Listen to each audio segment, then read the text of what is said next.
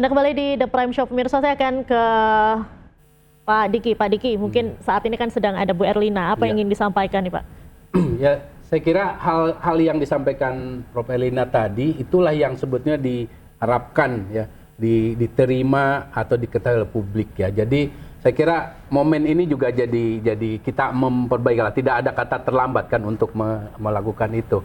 Dan yang ingin saya juga sampaikan melalui forum ini adalah bahwa setelah 100 tahun kekosongan vaksin TB, di mana kita tahu BCG ini kan sekali lagi dari scientific 1920 ya, menunjukkan bahwa efektifnya pada anak dan bayi gitu. Dan untuk remaja dan dewasa ini kita melihat harapan dari kekosongan seletas 100 tahun.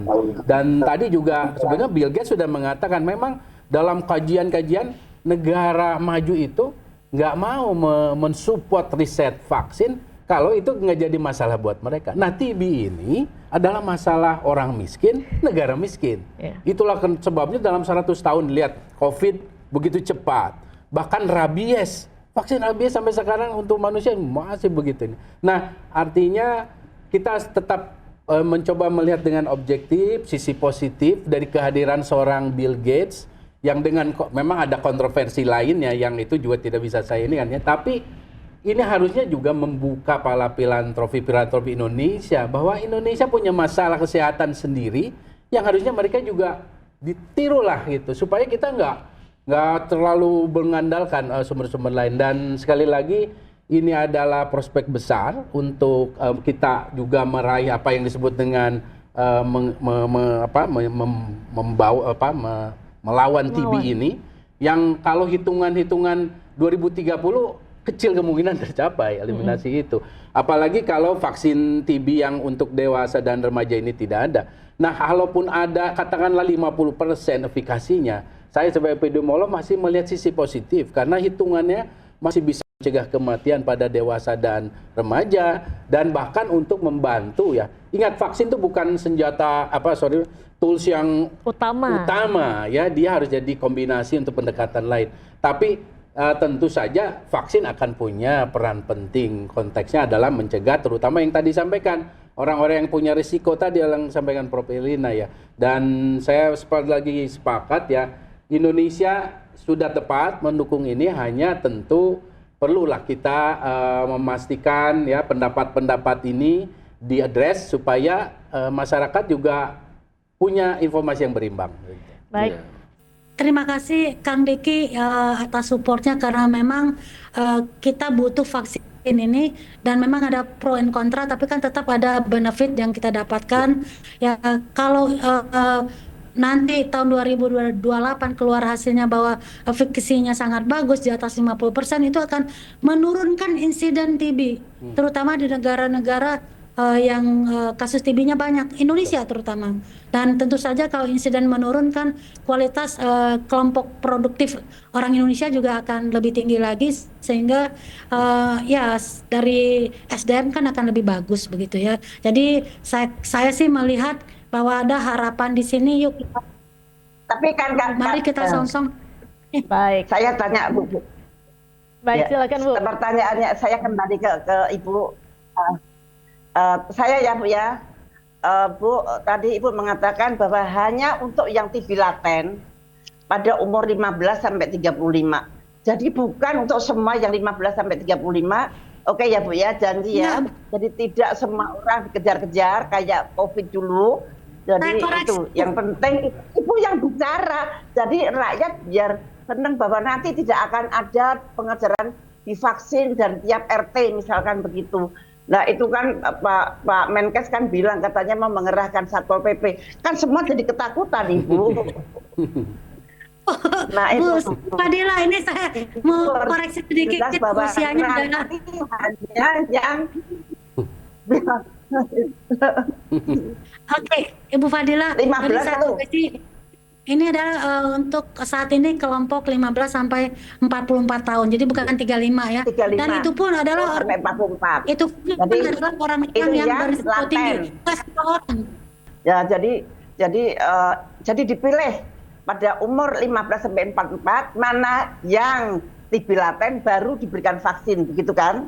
Ya, Nah, itu yang jelas Ibu. Jadi ketakutannya adalah anak-anak orang-orang itu nanti dikejar-kejar seperti COVID kemarin. Nah, itu enggak, salah enggak, satu. kejar-kejar Nah, enggak ya akan. enggak. Oke. Nah, Baik, oke. Dokter Sarbini Nah, boleh ditanggapi. Ya, saya pikir kan dengan ada keterbukaan ini kan maka kekhawatiran ini kan bisa tersingkirkan ya. Contoh seperti gini, misalnya sudah dilaksanakan misalnya uji tahap pertama, tahap kedua gitu kan. Ini kan kita nggak tahu. Terakhir Prof. Erlina mengatakan bahwa yang pertama itu di Swiss, yang kedua di Korea Selatan, misalnya. Berarti nggak di Indonesia gitu kan. Tapi kalau di Indonesia kan harus dipantau gimana tahap pertama hasilnya, apa ada masalah, bla bla bla gitu kan. Dan ini kan semua orang paham. Nah, dan kedua bahwa kita juga mengingatkan, ini kan ikhtiar pemerintah, ikhtiar ya, artinya bagaimana rakyat sehat, rakyat kuat, dan tahun 2030 selesai dari TB, walaupun tinggal dikit-dikit lah istilahnya itu ya. Dan kita merasakanlah dukungan ini kita mendukung, tapi dengan catatan bahwa bagaimana nanti ujung ceritanya adalah tetap menguntungkan bangsa Indonesia, rakyat Indonesia, dan akan menjadi vaksin andalan kita. Karena kalau ini sukses, bisa jadi kan ada vaksin-vaksin lain kan, demam berdarah, malaria, kita kan ini kan Indonesia ini kan kandangnya penyakit menular. Dan kita sudah punya resources, punya kemampuan untuk di sana. Saya pikir itu yang perlu kita harapkan, bahwa diskusi kita pada kesempatan ini kan membuka mata kita bahwa sebenarnya rakyat sebenarnya yang ingin tahu adalah bahwa keterbukaan ini, kekhawatiran ini terjawab semua. Saya pikir itu. Baik. Terakhir saya akan ke Bu Siti Fadilah, silakan untuk closing statement Ibu Siti. ya, maka Prof. Erlina aduh siapa? Erlina Burhan, sebaiknya apa-apa itu transparan. Dulu mulai dari September mbok ya diomongin, diberitakan. Jadi tidak ujuk-ujuk tiba-tiba presiden kita ngomong, tiba-tiba presiden bicara bahwa ini ada uji coba. Nah, itu kan semua jadi sesuatu yang sangat mengagetkan begitu. Dan tolong lebih transparan lagi, kenapa, apakah betul kita butuh vaksinasi, siapa saja yang perlu divaksinasi, hanya orang-orang yang berumur sekian sampai sekian yang laten TB itu apa? Jadi masyarakat tidak ketakutan akan dikejar-kejar Satpol PP begitu. Baik. Dan mudah-mudahan tidak akan memperberat APBN yang akan datang. Ya, saya mau ke Pak Diki dulu, silakan Pak. Ya, jadi sekali lagi ini adalah inovasi yang penting dan ditunggu sebetulnya. Kemudian ini adalah satu langkah strategis jelas, dan ada prinsip strategi komunikasi risiko yang harus dijaga ya. Jadi keterbukaannya, transparansi tadi ya, kemudian juga based on science semuanya disampaikan, dan ini yang akan membangun kepercayaan. Jangan sampai vaksinnya ada, efikasinya bagus, tapi karena vaksin ini kan berdiri sendiri, kalau nggak ada program vaksinasi nggak berhasil dia.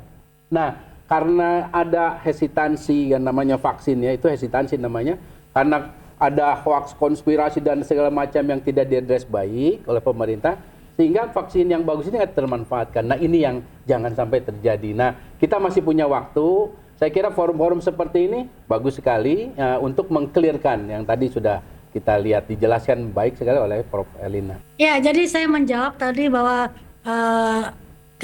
tidak menyampaikan berita. Sebetulnya di bulan Maret 2024 pada saat World TB Day itu saya melakukan press conference, mengundang banyak media untuk menyampaikan tentang vaksin ini. Tapi sayang saya bukan Bill Gates, jadi nggak terlalu meledak beritanya begitu ya. Padahal saya sudah mempersiapkan diri dan mengundang wartawan sedikit yang datang. Beritanya sih ada tapi nggak semeledak ini. Baru meledak saat Bill Gates datang. Jadi in a way saya sih berterima kasih, jadi masyarakat jadi tahu, karena sebetulnya bukan kita tidak mau menyampaikan ini. Saya di banyak kesempatan dengan para dokter, ini menjadi salah satu topik yang kita sampaikan. Untuk umum saya sudah nyampaikan di 24 Maret. Betul Kang Diki mengatakan bahwa vaksin saja tidak akan menolong apa-apa untuk TB. Yang akan menolong adalah vaksinasi. Jadi ayo kita bijak dengan vaksinasi ini, dan nggak khawatir Bu Siti Fadilah, kita nggak akan pakai Satpol PP untuk memvaksin orang. Kita akan memberikan edukasi yang baik. Saya janji kita akan berikan edukasi yang baik supaya orang itu sebagaimana para partisipan yang rela untuk menjadi bagian dari kemajuan ini. Saya juga ingin masyarakat Indonesia itu dengan kesadaran sendiri ingin divaksin karena merasa dia termasuk kelompok yang berpotensi untuk menderita TB aktif. Baik, pemirsa, demikianlah The Prime Show malam ini. Saya Diandra Mukni, mewakili seluruh kerabat kerja yang bertugas, pamit undur diri. Terima kasih, sampai jumpa.